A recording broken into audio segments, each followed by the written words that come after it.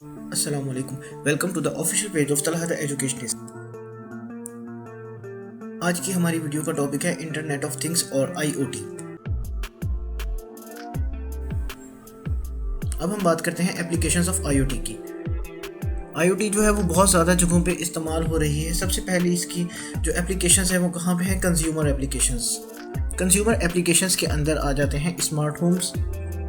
Secondly इसकी application है organisational applications, यानी ऑर्गेनाइजेशंस आईओटी को किस तरह इंप्लीमेंट कर रही हैं। इसमें जो सबसे इम्पॉर्टेंट एप्लीकेशन है वो है medical and health care system. Second इसमें है ट्रांसपोर्टेशन का सिस्टम, यानी आपका जो ट्रांसपोर्टेशन का सिस्टम है वो टोटल ऑटोमेटिक हो जाएगा। बिल्डिंग एंड होम ऑटोमेशन, आपकी तमाम बिल्डिंग्स, तमाम होम्स जो हैं वो ऑटोमेटेड होंगे। नंबर थर्ड है इसकी इंडस्ट्रियल एप्लीकेशंस। इसके अंदर हमारी आ जाती हैं manufacturing department, agriculture department. Number four is infrastructure applications. इनके अंदर हमारी आ जाती है एनर्जी मैनेजमेंट, यानी हम एनर्जी को कैसे मैनेज करते हैं, एनवायरमेंटल मॉनिटरिंग, एनवायरमेंट को कैसे मॉनिटर करते हैं, etcetera. Number five is military applications, के मिलिट्री एप्लीकेशंस के अंदर हम आईओटी ऑफ थिंग्स को किस तरह यूज़ कर रहे हैं। तो जब हम मिलिट्री की बात करते हैं तो आईओटी जो है वो थोड़ा सा तब्दील हो जाता है, उसको हम वहाँ पर कहते हैं internet of battlefield things and ocean of things. Product digitisation is the sixth application. अब आईओटी के अंदर बेसिकली होता क्या है? आईओटी जो है वो एक ऐसा सिस्टम है जिसके अंदर मौजूद तमाम डिवाइसेस जो हैं वो इंटर रिलेटेड हैं, इंटरकनेक्टेड हैं, और उनके अंदर टेंडेंसी है, कैपेबिलिटी है कि वो ट्रांसफ़र एंड रिसीव कर सकती हैं डाटा को अपने सराउंडिंग से। अब हम बात करते हैं कि इस डिवाइसेस जो हैं वो उनको कैटेगराइज कैसे करते हैं। ब्रॉडली स्पीकिंग हम इन डिवाइसेस को दो कैटेगरीज में डिवाइड करते हैं। पहली डिवाइसेस को हम कहते हैं जनरल डिवाइसेस और दूसरी डिवाइसेस को हम बोलते हैं sensing devices. Number one, general devices. General devices के अंदर कौन सी डिवाइसेस आती हैं? इसके अंदर वो तमाम डिवाइसेस आ जाती हैं जैसे कि टीवी, एसी, हीटर्स एट्सेट्रा। इन डिवाइसेस में क्या होता है कि ये एक डाटा हब के साथ कनेक्टेड होती हैं और इन्फॉर्मेशन को एक्सचेंज करती हैं। हम कंट्रोल करने के लिए वायर्ड या वायरलेस कनेक्शंस यूज़ करते हैं, इंटरनेट यूज़ करते हैं, और इस तरह ये अपनी वर्किंग करती हैं। सेकंड है सेंसिंग डिवाइसेस। सेंसिंग डिवाइसेस जो हैं वो बेस्ड होती हैं सेंसर्स एंड एक्चुएटर्स के ऊपर। इनका इस्तेमाल हम किस लिए करते हैं कि इन डिवाइसेस को हम इस्तेमाल करते हैं कुछ डिफरेंट तरह के काम करने के लिए। लाइक हम इनको यूज़ करते हैं टेम्परेचर मेजर करने के लिए, ह्यूमिडिटी मेजर करने के लिए, इंटेंसिटी ऑफ लाइट मेजर करने के लिए। इनको कनेक्टेड किया जाता है गेटवेज के साथ, जिनको हम प्रोसेसिंग नोड्स भी कहते हैं। ये डिवाइसेस सेंसर्स की मदद से डाटा कलेक्ट करती हैं और उसको ट्रांसफ़र कर देती हैं क्लाउड के ऊपर।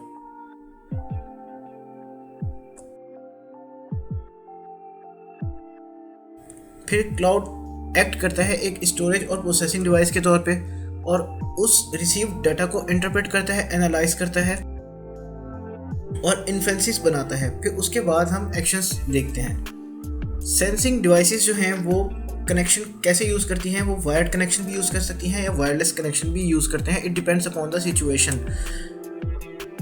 अब हम बात करते हैं कि इनके बेनिफिट्स क्या हैं। आईओटी के बहुत ज़्यादा बेनिफिट्स हैं, जिनमें से चंद एक को हम यहाँ पे लिस्ट कर लेते हैं। नंबर वन जो इसका बेनिफिट है वो है better utilisation of things. Then we have better understanding of things, यानी थिंग्स का जो इस्तेमाल है वो बहुत बेहतर तरीके से कर सकते हैं और उनके हम अंडरस्टैंड कर सकते हैं कि बेसिकली चीज़ें किस तरह से वर्किंग कर रही हैं, चीज़ों की वर्किंग को समझ सकते हैं। उसके बाद इसकी मदद से हमें एक न्यू पर्सपेक्टिव ऑफ लाइफ मिला है, एक नई दुनिया वजूद में आई है। चीज़ों के मुतालिक हमें इजी एक्सेस मिली है। हम चीज़ों को उस तरह से एक्सेस कर सकते हैं जिस तरह से पहले हम कभी भी नहीं कर सकते थे। Speed of processing, speed of transactions, जो बेसिकली फैक्टर ऑफ स्पीड है वो बहुत ज़्यादा इंक्रीज़ कर गया है आईओटी की मदद से। टाइमलीनेस बहुत ज़्यादा इम्प्रूव हो गई है। पहले हमें बहुत सारे कामों के लिए बहुत ज़्यादा टाइम लगाना पड़ता था और बहुत ज़्यादा टाइम टेकिंग होती थी। अब आईओटी बेस्ड एनवायरनमेंट में टाइमलीनेस को हम कंट्रोल कर सकते हैं। It is super fast. Accuracy of the things has increased a lot. इनकी बेसिस पे हम बेहतर डिसीजन ले सकते हैं। अब देखते हैं कुछ डिसएडवांटेजेस के। इसके क्या ऐसे प्रॉब्लम्स हैं जो IoT बेस्ड एनवायरनमेंट में हम फेस कर सकते हैं। सबसे बड़ा प्रॉब्लम है इसका डाटा ब्रीच का, यानी अगर आपका डाटा जो है वो कंप्रोमाइज़ हो जाए तो फिर बहुत ज़्यादा प्रॉब्लम्स हैं, ये पूरा सिस्टम जो है वो कोलैप्स कर सकता है। सेकंड है सिस्टम डिपेंडेंसी, यानी तमाम सिस्टम जो है वो डिपेंड करता है हर दूसरी चीज़ के ऊपर। तमाम थिंग्स जो है वो एक दूसरे पर डिपेंड करती हैं, उनकी इंटरकनेक्टिविटी बहुत ज़्यादा है और उसके बगैर वो काम नहीं कर सकती। कम्प्लेक्सिटी बहुत ज़्यादा बढ़ गई है, इसको आम बंदा अंडरस्टैंड नहीं कर सकता, जो इसकी अंडरस्टैंडिंग है वो बहुत ज़्यादा मुश्किल है। इस सिस्टम को काम करने के लिए हमें बहुत ज़्यादा excessive use of electricity required है। पावर मैनेजमेंट जो है एक बहुत बड़ा इशू है। उसके बाद है सिक्योरिटी एंड सेफ्टी, क्योंकि सिक्योरिटी और सेफ्टी जो है वो अगर इसमें सबसे ज़्यादा रिस्क पे है।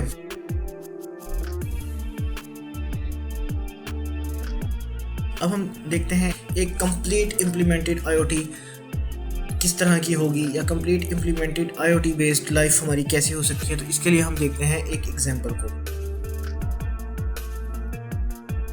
Smart home. Suppose we are living, suppose हम एक ऐसे एनवायरनमेंट में रह रहे हैं जहाँ पे हमने चीज़ों को पूरी तरह से IoT बेस्ड बना लिया है, एक हमने IoT को कम्प्लीटली इम्प्लीमेंट कर लिया है। तो हम एक चलते हैं स्मार्ट होम की तरफ। स्मार्ट होम किस तरह का होगा, स्मार्ट होम में हमें क्या फैसिलिटीज़ मिलने वाली हैं। तो स्मार्ट होम, आप स्मार्ट होम में एंटर होते हैं, आप जाके कहते हैं ओपन डोर, डोर खुल जाता है। आप जैसे घर में दाखिल होते हैं आप कहते हैं switch on lights, lights open हो जाती हैं ऑटोमेटिकली, आपको बटन नहीं दबाना पड़ता। फिर आप कहते हैं एक्टिवेट माय वॉइस मेल्स, यानी आप चेक करना चाहते हैं कि आपको कौन कौन सी वॉइस मेल्स आए हुए हैं, तो आप सिर्फ just by saying activate voice mails आपको अपने ये रिकॉर्ड रिसीव हो जाता है। या you want to take tea, तो आप कहते हैं मेक टी, तो टी बनना शुरू हो जाती है।